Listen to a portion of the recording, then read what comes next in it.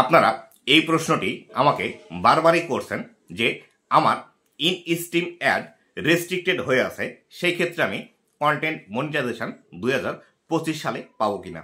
তো বন্ধুরা, আপনাদের ইন স্ট্রিম অ্যাড মনিটাইজেশনটি রেস্ট্রিক্টেড হয়ে থাকলেও এই কন্টেন্ট মনিটাইজেশন 25 সালে পাবেন কিনা আজকের এই ভিডিওটিতে এই বিষয়টি সম্পর্কে বিস্তারিত আলোচনা করব। তো বন্ধুরা, ভিডিওটি খুবই ইনফরমেটিভ হতে চলেছে, অবশ্যই ভিডিওটি লাস্ট পর্যন্ত দেখুন এবং আপনি যদি আমার চ্যানেলে প্রথমবার এসে থাকেন তাহলে অবশ্যই চ্যানেলটি সাবস্ক্রাইব করে দিয়ে পাশে আসা বেল নোটিফিকেশনটি অন করে দিবেন এবং ভিডিওর ডেসক্রিপশন বক্সে আমার ফেসবুক পেজের লিঙ্ক আছে, চাইলে আপনি ফলো করে রাখতে পারেন। তো বন্ধুরা, আপনার ইন স্ট্রিম অ্যাড রেস্ট্রিক্টেড থাকলে মনিটাইজেশন পাবেন কিনা তার জন্য আমরা আরও একটি উদাহরণ দেখার চেষ্টা করি, যে উদাহরণটি দেখলে বা বোঝার চেষ্টা করলে আমরা বুঝে যাব যে আসলে এই ইন স্ট্রিম অ্যাড মনিটাইজেশনটি রেস্ট্রিক্টেড থাকলেও কন্টেন্ট মনিটাইজেশন পাওয়া যাবে কিনা।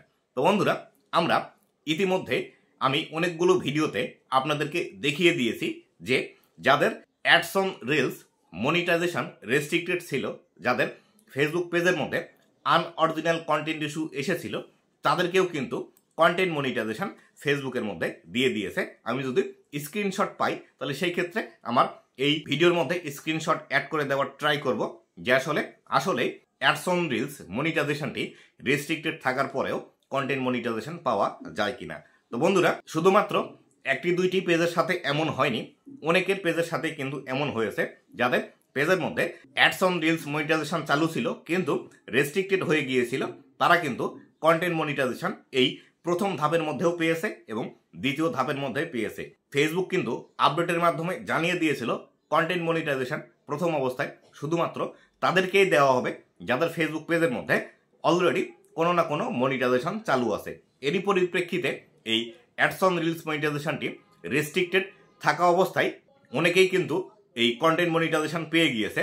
কন্টেন্ট মনিটাইজেশন পাওয়ার পর তার যে অ্যাডস অন রিলস রেস্ট্রিক্টেড ছিল সেটি রেস্ট্রিক্টেডই আছে, সেই রিলস ভিডিও থেকে আর ইনকাম জেনারেট করতে পারছে না, কিন্তু তার পেজের মধ্যে বড় ভিডিও আপলোড করলে, লেখা পোস্ট করলে এবং ছবি পোস্ট করলে এখান থেকে কিন্তু সে ইনকাম জেনারেট করতে পারত।